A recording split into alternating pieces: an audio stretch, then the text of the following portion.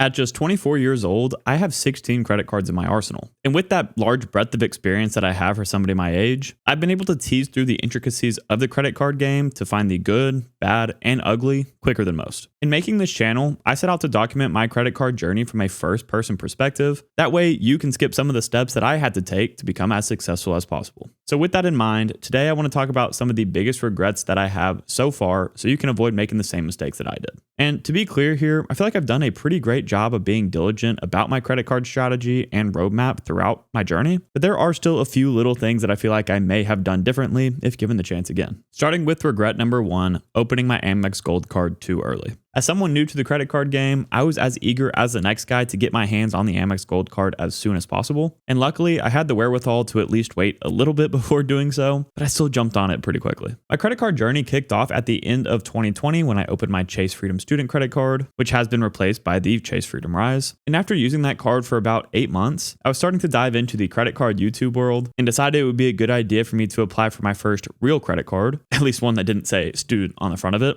That being the Chase Freedom Unlimited. 5 months later, I was ready to complete the Chase Trifecta and add the Chase Sapphire Preferred to my setup, and this is where things really started to ramp up. Once I saw how far I could make my points go with transfer partners, the only thing on my mind was how to earn more of those points. At the same time, I had a couple of earning categories that were not covered very well by the Chase Trifecta, so that's why I decided to get the City Custom Cash just 3 months after my Chase Sapphire Preferred. Now, at this point, I had my main spending categories covered at anywhere from 3 to 5x, those categories being dining, gas, and groceries, as well as my miscellaneous purchases covered at 1.5x, so I was feeling pretty good. However, this is where I started to get greedy, and I was dreaming about that beautiful metal classic gold design that the Amex Gold card has, and I was ready to put that in my wallet no matter the cost. So I did the responsible thing, and I applied for it as soon as possible. Just kidding, you know I would not do that. First, I did some effective annual fee calculations to see whether or not the card actually made sense for me back when it had the $250 annual fee on it. At that time, it only had 2 credits on it as well, $120 worth of Uber Cash credits and $120 worth of dining statement credits. As a college kid living in downtown Austin, even though I didn't use those services at the time, I figured I could probably make use of them, so I calculated my effective annual fee as being just $10. So in June of 2022, I decided to apply for the Amex Gold card during its elevated sign-up bonus period of 90,000 points plus up to $250 back in statement credits for dining purchases after spending $4,000 in the first 6 months of having the card. Now, as you may have caught a second ago, even though I locked in an awesome welcome offer on this card and I definitely don't regret that, I made a mistake that a lot of us do that caused me to have to cancel this card 2 years later. The mistake I made was that I calculated my effective annual fee as if I naturally would have gotten value from those credits before having the card, which was just not the case. And that's exactly what I came to realize a couple of years later, actually back in June of this year. While on paper, this card was technically giving me positive value, I was going out of my way every single month to use those credits, meaning that by having this card, I was actually spending extra money that I wouldn't have otherwise, so I wasn't truly getting positive value at all. Again, I want to reiterate here that my regret does not lie in the fact that I applied for this card. I just regret applying for it so early when I was unexperienced and made that beginner mistake in calculating my effective annual fee in the way that I did. No matter what, I locked in an excellent elevated welcome offer that covered the annual fee for me for years, and it actually gave me enough points to use for my business class flights to Croatia last year. But I wish I would have waited until that card made sense for me long term, rather than forcing the card to make sense for me right then, and I hope you can learn from that. I'm not sure if you've noticed lately, but Bitcoin has seemingly become impossible to ignore, especially with Trump's election pushing it to new heights. In the short term, market participants are eyeing a $200,000 target for Bitcoin, and long term, if Bitcoin was to be included in the US National Reserves, it could be a game changer. So naturally, a lot of us are wondering right now whether or not we should get involved. Well, this is where Moomoo, the sponsor of today's video, comes in. Moomoo is a one-stop trading app that provides powerful tools to help you make informed decisions. And specific to the topic of cryptocurrency, using Moomoo, you can access a range of Bitcoin ETFs. Going into their app, I found the Crypto Spot ETF theme, where you can see the trend of all Bitcoin-related ETFs. Through filtering and sorting, you can easily compare performances, analyze trends, and dive deeper into the details like management and holding fees to find ETFs with investment potential. And if you want to invest in related stocks, Moomoo helps you do this without you having to search for them yourself. Just open the investment themes page, and you'll find cryptocurrency concept stocks, where you can see their combined trend, view each stock individually, and judge the next moves in the market. Moreover, Moomoo's advanced order tools like the stop loss or trailing stop orders can help you capture potential profits and better manage your risks. For example, you can submit a stop loss conditional order that allows you to automatically sell your position at a price you're comfortable with if it does start to drop, therefore stopping the loss, which is very convenient and can help you better manage risks in a volatile market like crypto. To utilize these features, feel free to join Moomoo through my link below, where for a limited time, my US audience can earn up to 15 free stocks and up to 8.1% APY on your idle cash for 3 months. And one of the biggest pros is that you can deposit or withdraw your money at any time, with daily interest accruing as well. Thank you to Moomoo for sponsoring this video. Let's get back into the content.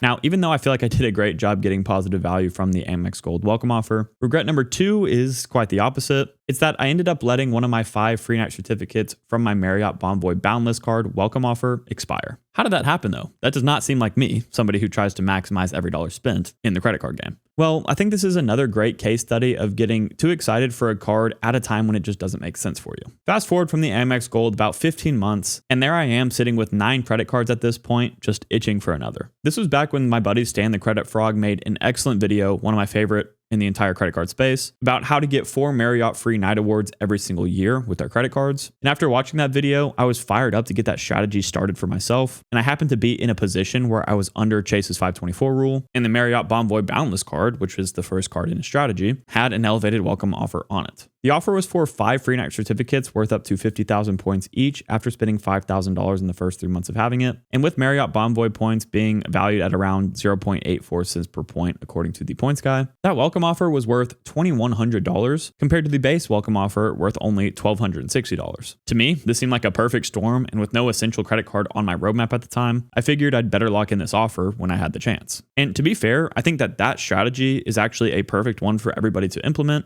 under one condition. That is, as long as you were already planning to use the free night certificates that come with the welcome offer before they expire. That's exactly where I went wrong and where I fear a lot of us do. These credit card companies are not dumb by any means. They know that by pushing out these elevated offers, they'll put their cards on the top of our minds, even if we never even consider the cards in the first place. And what I didn't mention about this elevated offer is that it required more spend than the base welcome offer on the card. So while I technically had the ability with the limited time offer to get more value than the base offer, the return on spend was actually no higher at 42%. And in order to get that high of a return on spend, I would have to actually use all of the 5 free night certificates, which is obviously harder to do than just using 3 free night certificates that the base offer came with. At the time of applying, I assumed that I could come up with something to use those 5 free night certificates on, but of course, that's wishful thinking, and that is not a good strategy in the credit card game. Zoom forward to August of 2024, and I'm just 1 month out from my free night certificates expiring, and you guessed it, I haven't used a single one despite having taken like 10 plus trips in this year. Of course, I was not going to let all of those free night certificates go to waste though, and what I decided to do was book a 2-night staycation for me and my girlfriend at the Austin Proper Hotel here in downtown Austin, and it actually ended up being one of our favorite trips yet. And then the following weekend, I ended up booking another 2-night stay, this time at the JW Marriott for my girlfriend and her friend who was in town from another city. Unfortunately though, that 5th free night certificate never got used and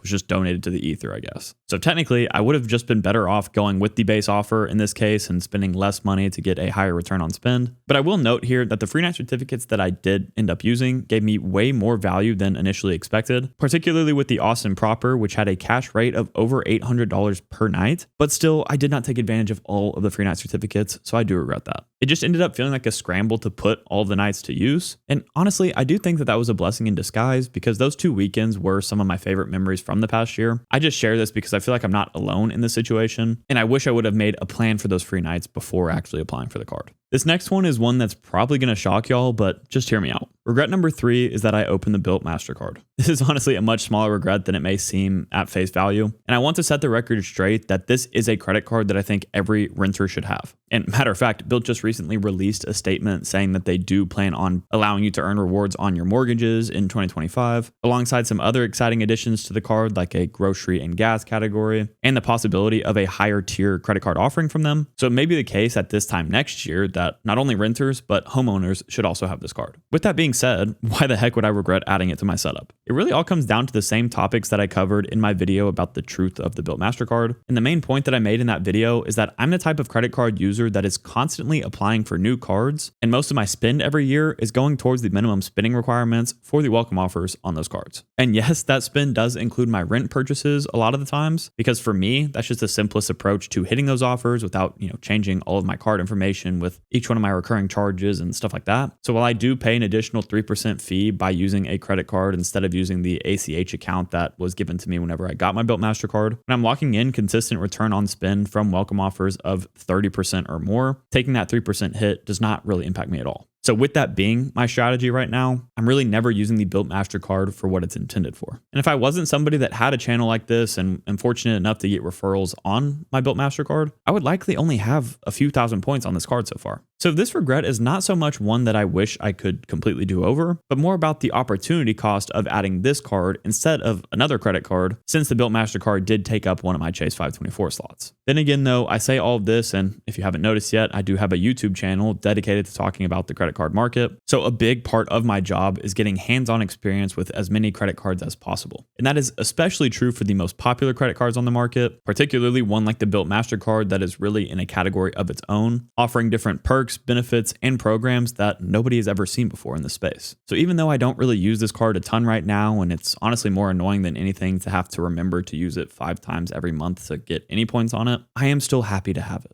Like I said earlier, I am still a massive fan of this product, so this is not meant to be a knock on the card itself. I think that the Bilt team is single-handedly changing the credit card space completely, and if even half of their planned changes in 2025 come to fruition, I'm going to be really glad that I added this card when I did. At the end of the day, it's a no annual fee card offering me insane transfer bonuses every month, the ability to get my rent covered for free, access to exclusive neighborhood programs, and more. So I would say that the card's pretty great. Part of me just wonders what other card I could have slotted in for this one in that Chase 524 slot. So that's why this is one of my regrets in the credit card game. Rather than a regret about adding a card, let's talk about regretting not adding one. Regret number 4 is that I did not apply for the US Bank Altitude Reserve when I had the chance. For those unaware, last month US Bank removed the application link for the US Bank Altitude Reserve pretty unexpectedly, and this card has grown an insane amount in popularity over the last year or so, in large part thanks to Stan the Credit Frog, and of course the rest of us that talk about it on YouTube, and that's for good reason. I'd say, to be honest, that this card is the best one card setup there is with its 3x back category on mobile wallet spending, especially when you combine that with the fact that with this card, you get a guaranteed 1.5 cent per point redemption rate whenever you book travel through their travel portal or use their real-time rewards feature, which brings the 3x back that you earn on every single purchase to 4.5x back. On top of that, it has a $325 annual dining and travel credit to bring down its $400 annual fee. And yes, you heard me right, that credit is for travel and dining, which is crazy. And it comes with a lot of other perks as well, but you get the gist. This card is basically a no-brainer for a lot of us, even though it doesn't have access to any transfer partners. And although that perk is something that I value extremely highly on my other cards, like the Chase Sapphire Reserve, for example, I could very easily use my transferable currency credit cards for the majority of my purchases, and then slot in the US Bank Altitude Reserve as my catch-all credit card, effectively running a very powerful hybrid approach. Well, at least I used to be able to do that, but not anymore. In my video about the 5 underrated credit cards that I can't wait to apply for, I talked about how this card would definitely be a part of my in-game setup, but I just wasn't ready to commit to it yet. And while I still stand by that fact, part of me just wishes that I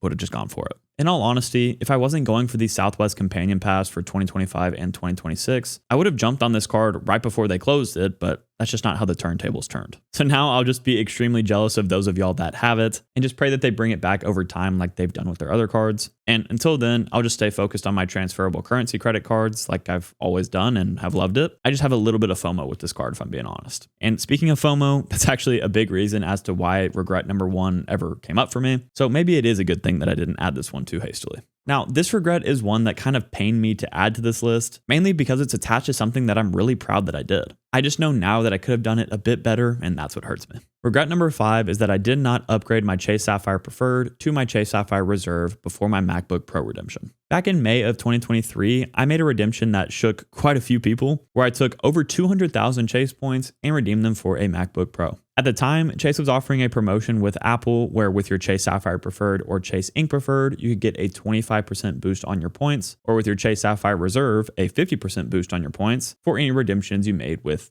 Apple. And back then, I was at a time where I really wanted to start taking advantage of the freedom that this job provides me and travel to meet other creators and work with them. But there was one main issue with this plan. I had no laptop that I could do work with on the road. So when I saw this promotion pop up, that's when the wheels in my head started turning. Not only could I now get a brand new MacBook Pro at basically a 25% discount, but I could make a video about it too. And while I was excited about the prospect of that, a little part of me did wonder if I should just make the redemption and not tell anybody about it, because I knew I'd probably get scrutinized for taking such a valuable point ecosystem and basically doing a glorified cashback redemption. Then I remembered what I started this channel for in the first place, to document my credit card journey from a first person perspective. So I said, F it, I'm doing it and sharing it with the world to see. So that's exactly what I did. I made the biggest redemption of my life up until that point, using over 200,000 points of a currency that most people would value at least 2 cents per point for a MacBook Pro at a redemption rate of 1.25 cents per point. But boy, was I proud of that decision. Now, all of this sounds well and good, but where does the regret come in? Well, funny enough, the first pang of regret that I felt was right after uploading that video. And that's because I received a comment from Carlos and RimGB saying that I probably should have upgraded to the Chase Sapphire Reserve before making that redemption. And at the time, I was able to easily justify it by saying that, well, since I had this YouTube channel, I have the privilege of earning a ton of referral points, so I just didn't go through all the hassle of upgrading. But honestly, that was more of a cope than anything. Now, over 18 months later, I still think about those comments because they were right. I redeemed exactly 216,413 Chase points for a $2,705.17 computer with the 25% boost that my Chase Sapphire Preferred gave me. If I would have upgraded to the Chase Sapphire Reserve first, I would have only needed 180,344 points, saving me a total of 36,000 points. And at 1 cent per point for cashback, that'd be $360 of value. At 2 cents per point, that's $720 of value. So even if I didn't get any value from the Chase Sapphire Reserve, that difference in value would have covered the annual fee for me. However, that is all just a math equation, and it doesn't take into account any of the intangible factors with this redemption, like the fact that I really wasn't ready to upgrade to a luxury travel credit card at that time, and I may have forced myself to spend more money over the long term because of that decision than the money that I technically missed out on by not upgrading. So yes, upgrading to the Chase Sapphire Reserve did make more mathematical sense, but then again, the fact still remains that I was able to use credit card points for a free MacBook Pro that has literally been my workhorse computer ever since. Like, here it is right here. And even though I only got a 1.25 cent per point rate for my Chase points through that redemption and have already gotten more than 3 times that value for other redemptions that I've made over the last couple of years, I will still say that this is the best redemption that I've ever made. This computer has taken this channel from 5,000 subscribers to 25,000 subscribers over the course of the last 18 months, and there's no telling how much further it will bring us. And I will always be reinvesting into this business, like with this new microphone, if you can't tell, even if that cost me a lot of credit card points, and that's just that. At the end of the day, I think what's important here is that all these regrets that I have are very minor and require me to think a lot harder to find them than I initially thought they would. And to me, that's a beautiful thing. That's just a testament to good credit card road mapping from the beginning. So while I may have done a few small things slightly differently if I had the chance to, I am very proud of myself for what I've been able to accomplish over the last few years. I'm at a point in my life where I'm just 24 years old and have been able to use credit card points to get me tens of thousands of dollars worth of free travel and see places that I never would have thought possible, all while maintaining smart financial habits and building a successful business throughout. And I promise you, this is something that you can do too with the right mindset and strategy. So if you want to see exactly how I do that for myself, go ahead and click into this video next. As always, Odin and I both really appreciate y'all watching this video. And if you did enjoy it, please consider leaving a like and subscribing to the channel, and we'll catch you guys next time.